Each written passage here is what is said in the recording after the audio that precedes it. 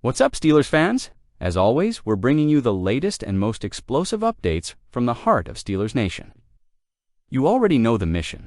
This team is working day and night to improve, to evolve, and to finally break through that playoff wall that's been haunting us for years. If you're ready for some hard-hitting analysis, exclusive insights, and some honest conversation about our beloved black and gold, smash that like button right now, and don't forget to subscribe so you never miss a beat this season. Let's dive in because we've got two huge stories on deck today. First, we're going to talk about the TJ Watt situation, the holdout rumors, what Adam Schefter just said, and why this contract negotiation is more complicated than people think. Then we're breaking down how Yolan Ramsay is following in Charles Woodson's footsteps. Yes, you heard that right. And what that could mean for the Steelers secondary in 22-5. Steelers fans. I know we've all heard the whispers Watt didn't show up for mandatory minicamp. There's tension around his contract. And now the rumors are getting louder. Could Watt actually hold out of training camp if he doesn't get his extension? Well, ESPN insider Adam Schefter gave us an update on this during a segment on Unsportsmanlike, and let me tell you, his words were both calming and ominous, Schefter said. I'm not ready to say anything like that right now on July 8th. In other words, the sky isn't falling yet. But then he added, if we get to August 8th and it's still not resolved, well, that becomes a little bit more interesting. And if it gets to September 8th, that's a big problem. Now, here's the thing. The Steelers and Watt are reportedly far apart on guaranteed money. Sound familiar? This was the same issue back in 2021 before Watt signed his current deal. And we're not just talking about a few million here or there. Myles Garrett set the bar earlier this year with a 4-year, $160 million extension, including a whopping $123.5 million in guarantees. Watt's camp, and rightfully so, wants to top that dot, but the timing couldn't be worse. Micah Parsons is next in line for a monster extension. If Jerry Jones opens the vault before Omar Khan does, you can bet Watt's price tag will shoot up even more. And don't forget about Trey Hendrickson. He's quietly in line for a raise with the Bengals. 2. So what are the Steelers going to do? Schefter made it clear. The Steelers have zero intention of trading TJ Watt, and honestly, they can't afford to. Not after signing Aaron Rodgers. Not after trading for DK Metcalf. You don't go Ellen on a Super Bowl, push, and then let your defensive captain walk out the door, Schefter added. Something very interesting. You can't say we want to keep this guy that badly and then be far apart in the contract, and he's right. The Steelers have to back up their words with action. Watt isn't just any player. He's the soul of this defense.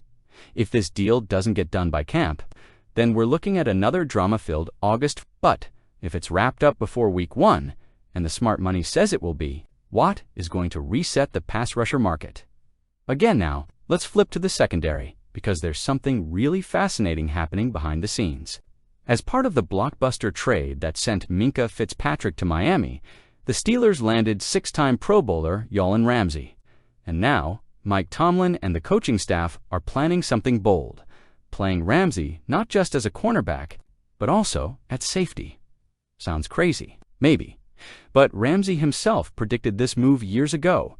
Back in 2021, on the $1 Million Worth of Game podcast, Ramsay said his style was inspired by Charles Woodson, the Hall of Fame DB, who played all over the field during his career.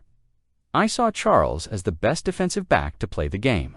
He played multiple positions in the secondary. He played corner, he played safety, he played nickel, and he affected the game in so many different ways. Fast forward to now, Ramsay is in Pittsburgh with a loaded cornerback room. Joey Porter Jr. is entering year 2. Darius Slay brings veteran leadership, and Beanie Bishop Jr. is looking like a sneaky contributor. So where does Ramsay fit? According to multiple reports, the Steelers want to use him as a hybrid defender. That means lining him up at safety, in the nickel, even near the line of scrimmage. It's a high-risk, high-reward move, but it could be the key to replacing Fitzpatrick's leadership and playmaking. There's precedent for this. Remember 2023, Patrick Peterson struggled outside, but thrived in a safety nickel role later in the season. The Steelers also got solid production from Eric Rowe in a similar role. Now Ramsay, a more talented version of both, gets to do it from the jump.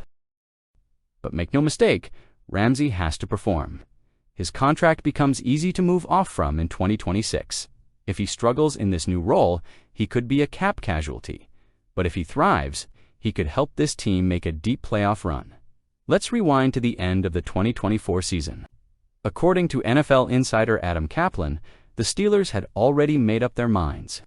They made a decision at the end of the 2024 season that they were not going to extend George Pickens' contract. Kaplan said, during a Fox Sports radio segment, that's it, no fifth-year option, no franchise tag, no negotiation. Just done.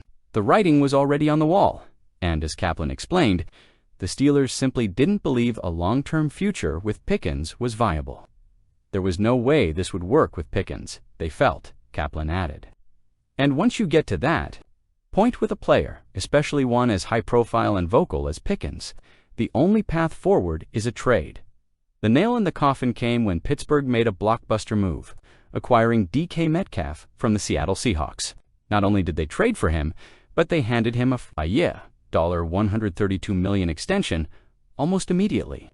That kind of investment doesn't just say, "We like you," it screams, "You're our WR1 for the foreseeable future." Once Metcalf was in the building, it became clear to anyone paying attention that Pickens was not sticking around. Two alpha wideouts, both expecting WR1 targets and money, just don't fit into the same offensive scheme, especially when Aaron Rodgers is under center with limited time left to chase a ring.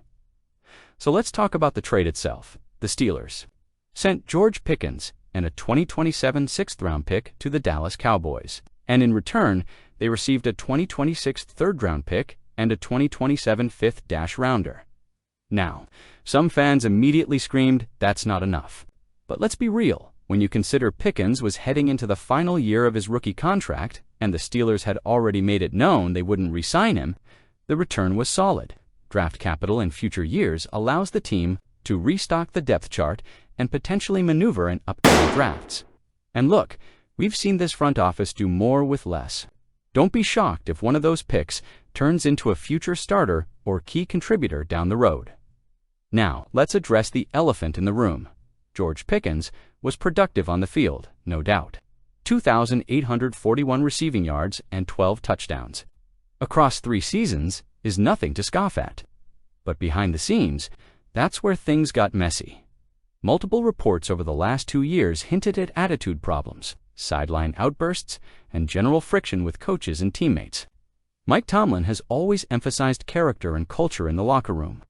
And if Pickens wasn't buying into the system, especially with a veteran like Aaron Rodgers stepping in, then it was only a matter of time. Let's be honest, a quarterback like Rodgers demands discipline and trust in route running and timing. If a receiver is freelancing or emotionally checked out, it doesn't work.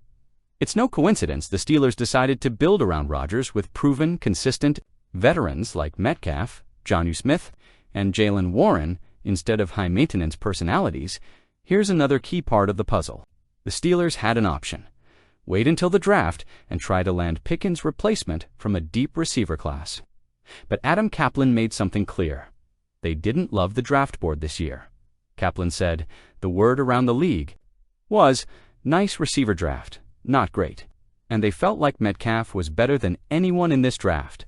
So instead of waiting and hoping a rookie would pan out, Pittsburgh went with the proven route. DK Metcalf is a 3-time Pro Bowler with a rare combination of size, speed, and toughness. And while he comes with a high price tag, he's a true WR1 that you can plug into the offense right now. No learning curve needed.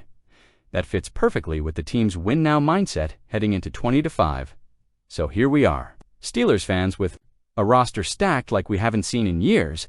Aaron Rodgers, DK Metcalf, Jaylen Warren ready for a breakout. And now, Yolan Ramsay preparing to redefine his role, just like Charles Woodson did. But none of this works unless 2 things happen. TJ Watt needs to get paid, and Ramsay needs to step up in the secondary. So I want to hear from you. Will the Steelers figure it out with Watt before training camp? Are you confident that Ramsay can thrive in this new hybrid safety role? And do you think this team is finally ready to end that playoff drought? Let me know in the comments below. And don't forget, if you enjoyed this deep dive, hit that like button and subscribe for more Steelers news, rumors, and breakdowns every single week. This is Steelers Nation, and we're just getting started.